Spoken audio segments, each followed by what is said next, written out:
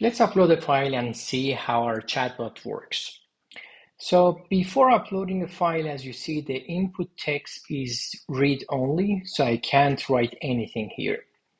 So I click on Upload File button, uploading a sample NDA document, and click on Submit, wait for API response, which says file uploaded successfully, which means it uploaded the file to OpenAI files storage.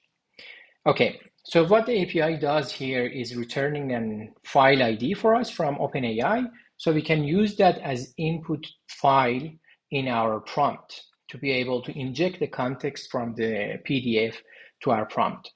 So now let's ask some questions about our NDA document. So when the NDA got signed?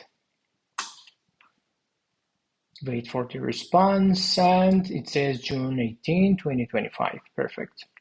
Let's say who are the parties who signed the agreement.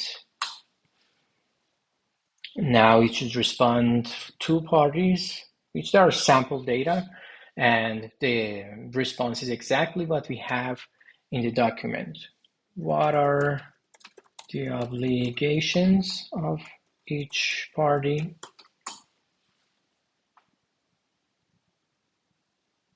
And it should respond exactly the obligations we included inside the doc.